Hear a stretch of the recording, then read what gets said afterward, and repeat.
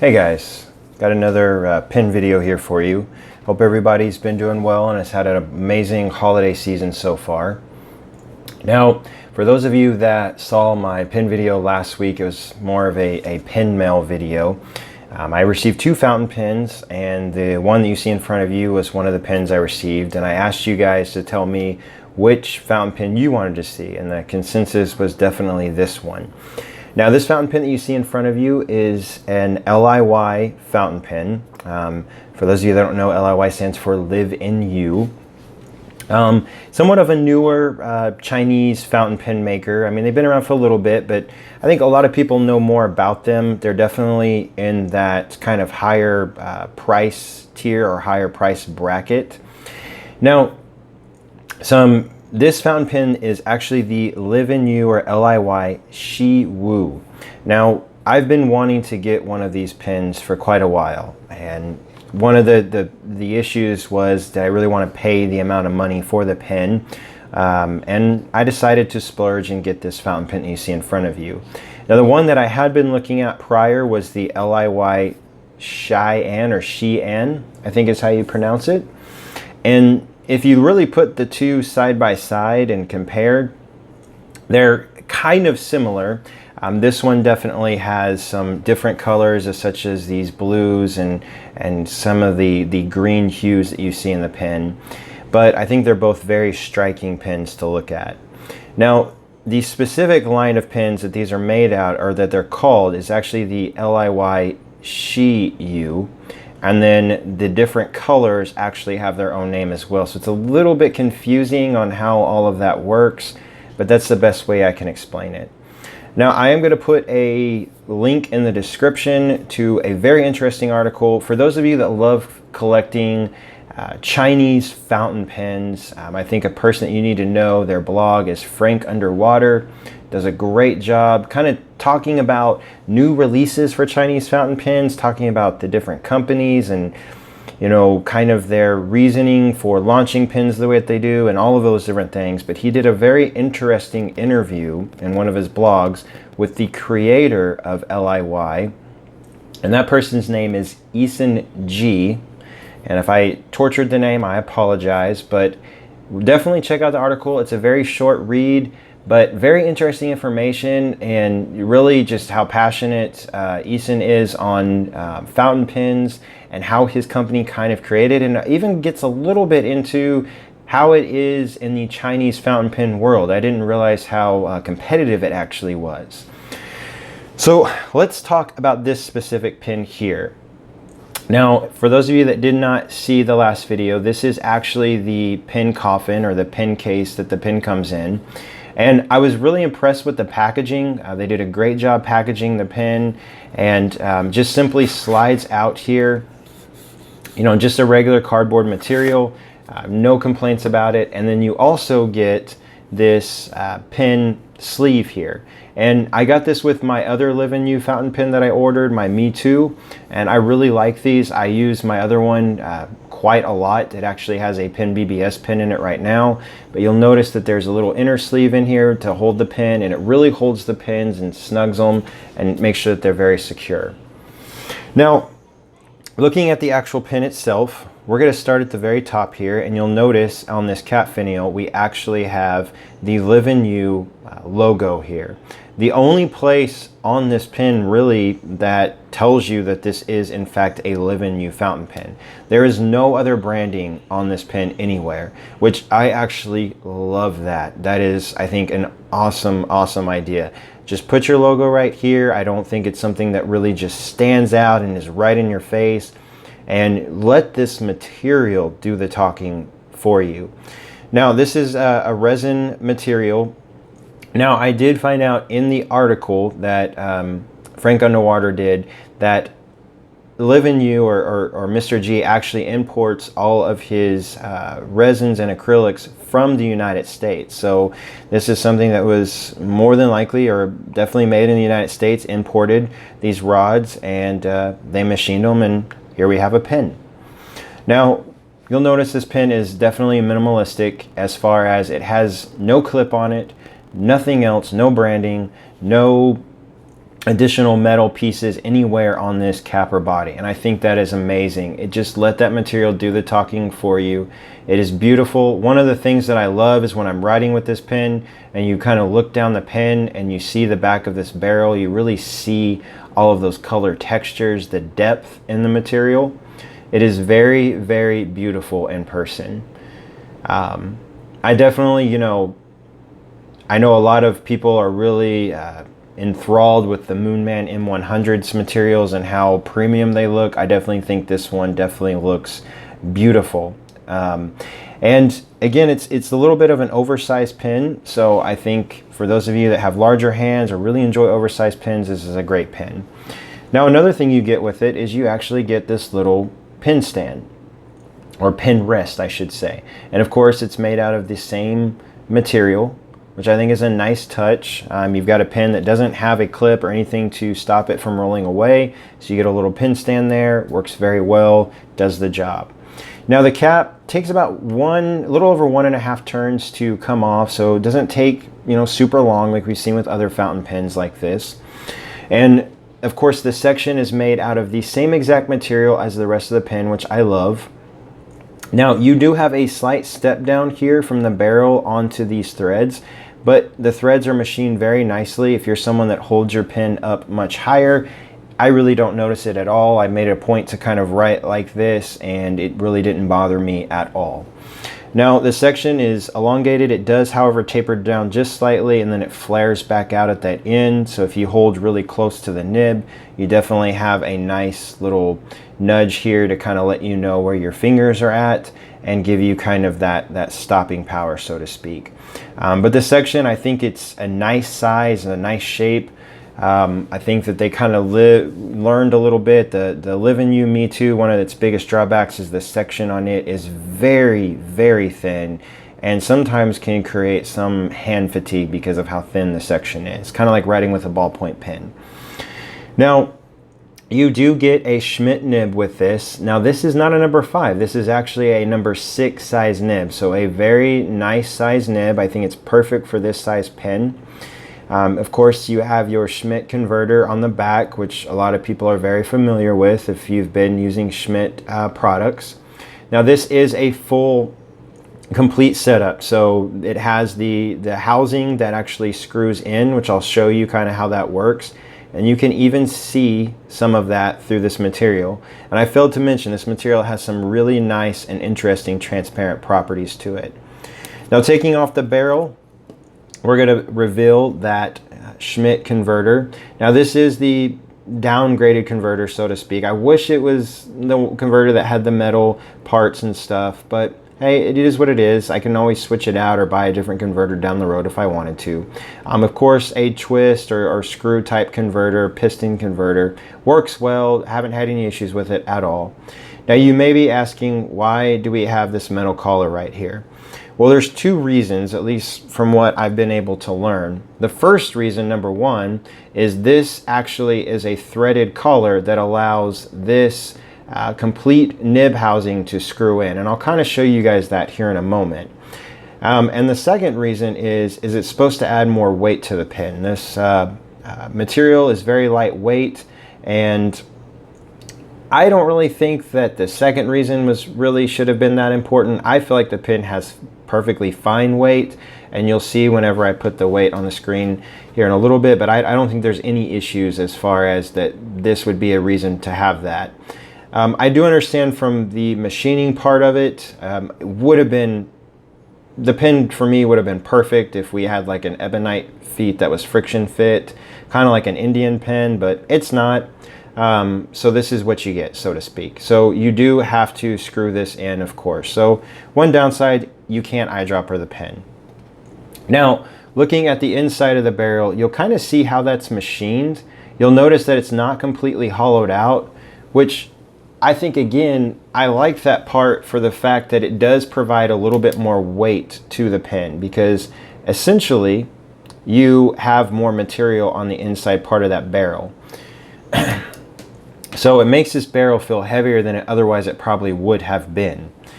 Same thing for the cap. It's machined out inside of there. There's no necessarily inner cap liner. I think that they used the same material. They did a good job machining that out. I haven't had any issues with the nib drying out or anything like that. So real quick, guys, we'll do some sizing comparisons, and then we will take the pen apart a little bit and kind of show you some other parts of the pen. All right, guys, we're back. So I've got 4 different pens here. So we're gonna start from the top. We have our LIY Shiwu. And then we have a Conklin All-American in the brownstone finish. And you'll notice the Conklin All-American, for those of you that have that pen, is not a small pen. Now it is more girthier than the Live In You fountain pen, but you can tell the Live In You is definitely a longer fountain pen. And then right underneath that we have the Jinhao 159, nice girthy, hefty fountain pen. So more in that oversized category. You can see the Live In You definitely holds its own.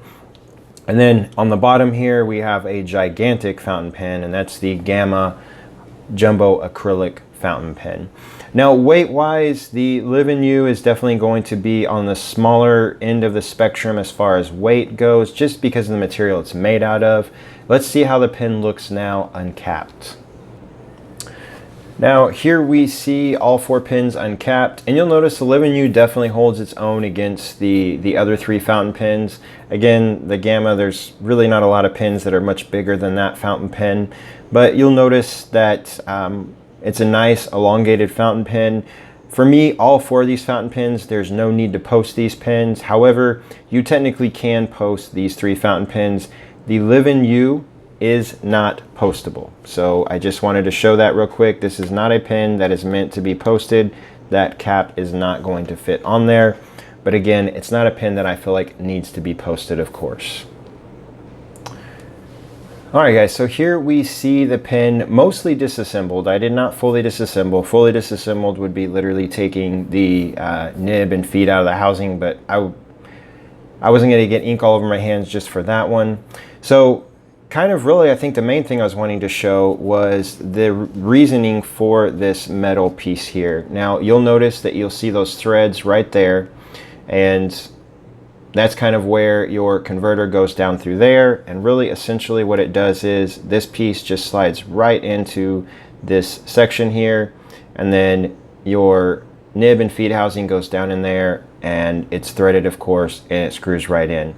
And that's the main reason for it.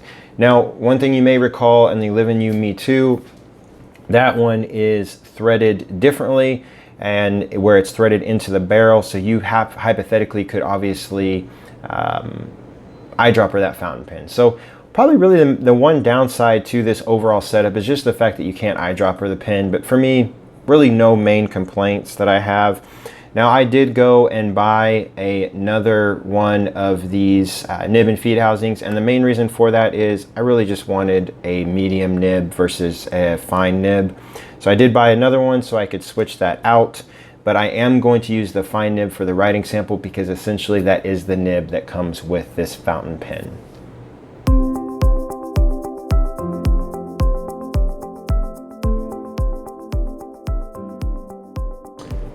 All right, guys, so lights, and I do have some sunlight coming through just a little bit, but I wanted you guys to see the light test for this material.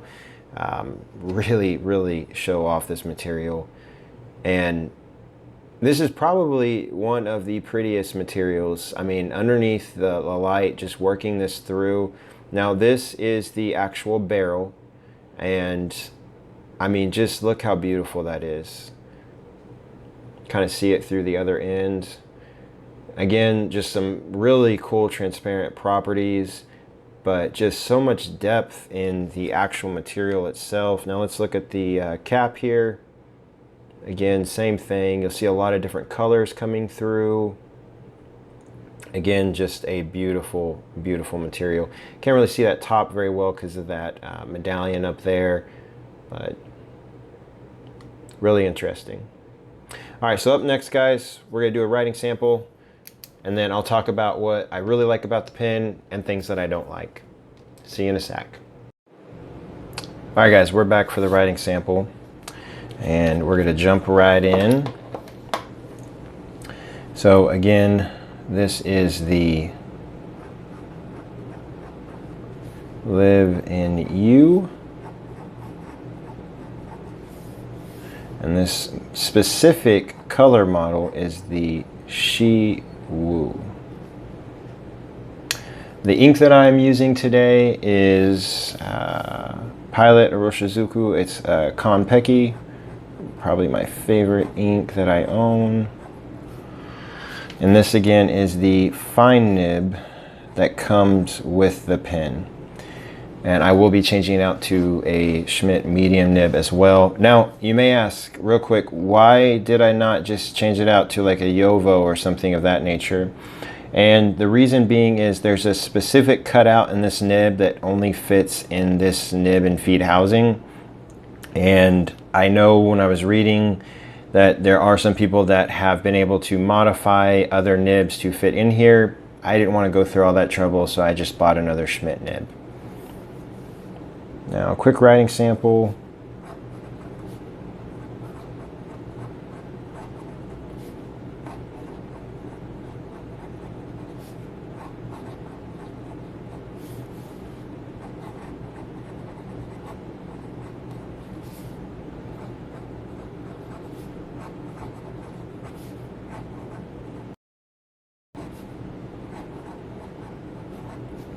There you go.